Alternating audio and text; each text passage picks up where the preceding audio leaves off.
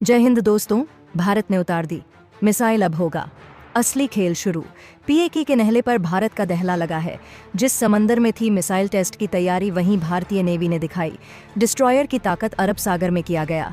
यह सफल परीक्षण इसलिए भी बहुत महत्वपूर्ण है क्योंकि पाकिस्तान भी इसी इलाके में एक मिसाइल परीक्षण करने जा रहा है। जानकारी के अनुसार पहलगाम आतंकी हमले के बाद भारत सरकार की ओर से लिए गए ताबड़तोड़ फैसलों के बाद पाकिस्तान मिसाइल परीक्षण करने जा रहा है और इस संबंध में पाकिस्तान ने नोटिफिकेशन जारी किया है। आगे बढ़ने से पहले वीडियो को एक लाइक और चैनल को जरूर से सब्सक्राइब करें ताकि अगली खबर आप तक पहुंच सके। पहलगाम में हुए आतंकी हमले के बाद से केंद्र सरकार एक्शन मोड में है। एक दिन पहले ही पड़ोसी मुल्क के खिलाफ बड़े फैसले लेने के बाद अब तैयारियां सैन्य स्तर पर होने लगी हैं और इसके लिए हर तरह के इंतजाम किए जा रहे हैं। इसी बीच भारतीय नौसेना ने बड़ी उपलब्धि हासिल की है। भारतीय नौसेना की बढ़ेगी ताकत। भारतीय नौसेना के अपने बनाए स्वदेशी युद्धपोत INS सूरत ने समुद्र में तेजी से उड़ने वाले टारगेट पर सटीक हमला कर बड़ी सफलता हासिल की है। यह उपलब्धि नौसेना की ताकत को और मजबूत करती है। यह सफलता स्वदेशी युद्धपोत डिजाइन, विकास और संचालन में भारतीय नौसेना की बढ़ती ताकत का प्रदर्शन है। यह रक्षा क्षेत्र में आत्मनिर्भर भारत के विजन को और मजबूती प्रदान करती है। क्यों महत्वपूर्ण है? अरब सागर में किया गया ये परीक्षण अरब सागर में किया गया। यह सफल परीक्षण इसलिए भी बहुत महत्वपूर्ण है क्योंकि पाकिस्तान भी इसी इलाके में एक मिसाइल परीक्षण करने जा रहा है। जानकारी के अनुसार पहलगाम आतंकी हमले के बाद भारत सरकार की ओर से लिए गए ताबड़तोड़ फैसलों के बाद पाकिस्तान मिसाइल परीक्षण करने जा रहा है और इस संबंध में पाकिस्तान ने नोटिफिकेशन जारी किया है। पाकिस्तान ने अरब सागर क्षेत्र में मिसाइल परीक्षण करने का फैसला लिया है। यह मिसाइल सतह से सतह पर मार करने वाली होगी और यह परीक्षण 24 से 25 अप्रैल को कराची तट पर किया जाएगा। भारत की जांच एजेंसियां इस घटनाक्रम पर नजर रखे हुए हैं। इसे लेकर गृह मंत्रालय में रॉ और IB चीफ की गृह सचिव के साथ उच्च स्तरीय बैठक हो रही है। बता दें कि पहलगाम अटैक के बाद बुधवार को प्रधानमंत्री नरेंद्र मोदी की अगुवाई में हुई सुरक्षा मामलों की कैबिनेट कमेटी CCS ने सिंधु जल संधि को तत्काल प्रभाव से स्थगित कर दिया। यह पहली बार है जब भारत ने इतनी बड़ी और सख्त कार्रवाई की। भारत और पाकिस्तान के बीच 3 बड़ी जंग हो चुकी है, लेकिन पहले कभी भी इस संधि को स्थगित नहीं किया गया। बता दें कि पहलगाम में मंगलवार को हुए आतंकी हमले में अब तक 26 लोगों की मौत हो गई थी, जबकि 17 घायल हुए थे। यह हमला पहलगाम की बैसारण घाटी में किया गया, जिसमें आतंकियों ने चुन चुनकर लोगों को निशाना बनाया। जिन लोगों ने वैध समर्थन के साथ पार किया है, वे 1 मई 2025 से पहले उस मार्ग से वापस आ सकते हैं। सार्क वीजा छूट योजना SVS वीजा के तहत पाकिस्तानी नागरिकों को भारत की यात्रा करने की अनुमति नहीं दी जाएगी। पाकिस्तानी नागरिकों को अतीत में जारी किए गए किसी भी SVS वीज़ा को रद्द माना जाता है। वर्तमान में SVS वीज़ा के तहत भारत में मौजूद किसी भी पाकिस्तानी नागरिक के पास भारत छोड़ने के लिए 48 घंटे हैं। नई दिल्ली में पाकिस्तानी उच्चायोग में रक्षा, सैन्य, नौसेना और वायु सलाहकारों को अवांछित व्यक्ति घोषित किया गया है। उनके पास भारत छोड़ने के लिए 1 सप्ताह का समय है।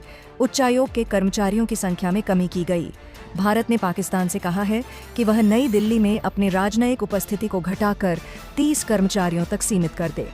वर्तमान क्षमता 55 हो जाएगी। भारत इस्लामाबाद स्थित भारतीय उच्चायोग से अपने रक्षा, नौसेना और वायु सलाहकारों को वापस बुलाएगा। संबंधित उच्चायोगों में ये पद निरस्त माने जाएंगे। विदेश सचिव विक्रम मिस्री ने आगे कहा, CCS ने सभी सुरक्षा स्थिति की समीक्षा की और सभी बलों को उच्च सतर्कता बनाए रखने का निर्देश दिया। इसने संकल्प लिया कि इस हमले के अपराधियों को न्याय के कटघरे में लाया जाएगा और उनके प्रायोजकों को जवाबदेह ठहराया जाएगा। तहव्वुर राणा के हाल के प्रत्यर्पण की तरह भारत उन लोगों की तलाश में निरंतर प्रयास करेगा जिन्होंने आतंकवादी कृत्यों को अंजाम दिया है या उन्हें संभव बनाने की साजिश रची है। जम्मू कश्मीर के पहलगाम में हुए आतंकी हमले के बाद सुरक्षा बलों कार्रवाई शुरू कर दी है। इस बीच सेना ने POK में आतंकियों के 42 कैंप चिन्हित किए। बताया जा रहा है कि जरूरत पड़ी तो ये कैंप तबाह किए जाएंगे। इसमें 10 नॉर्थ पीर पंजाल रेंज कश्मीर के दूसरी ओर POK में और 32 साउथ पीर पंजाल रेंज जम्मू के दूसरी ओर POK में है।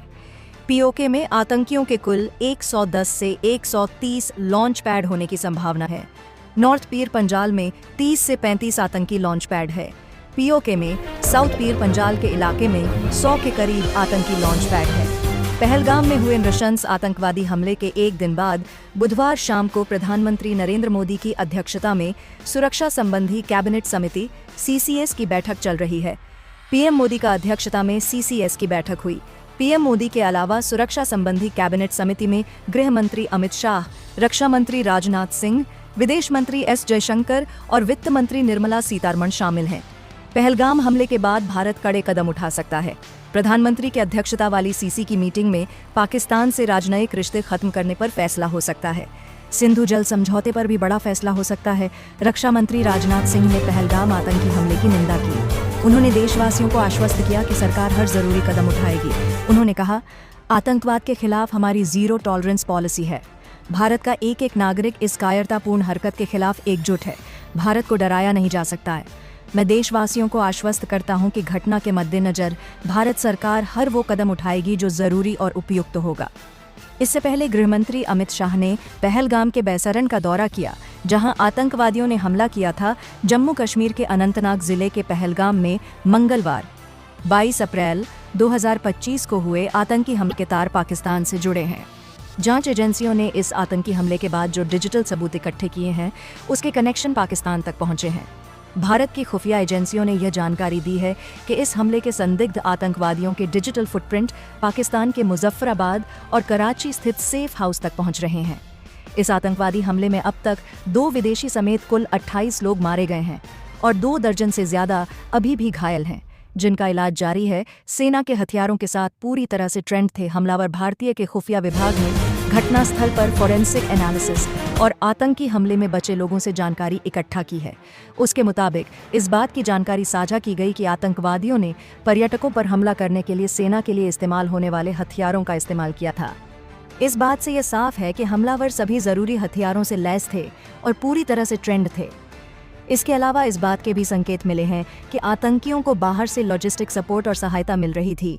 खुफिया एजेंसियों ने पाकिस्तान के साथ आतंकियों का ढूंढा कनेक्शन। पहलगाम हमले को लेकर खुफिया एजेंसियों ने दावा किया है कि पर्यटकों पर कायरतापूर्ण हमला करने वाले आतंकी देश पाकिस्तान में बैठे ऑपरेटिव्स के साथ प्रत्यक्ष रूप से कनेक्शन में थे। हमलावरों के डिजिटल कनेक्शन पाकिस्तान के मुजफ्फराबाद और कराची में स्थित सेफ हाउस पर पाए गए, जो इस हमले में पाकिस्तान की संलिप्तता के मजबूत सबूत हैं। दोस्तों, आपकी क्या राय है? कमेंट बॉक्स में ज़रूर से बताएं।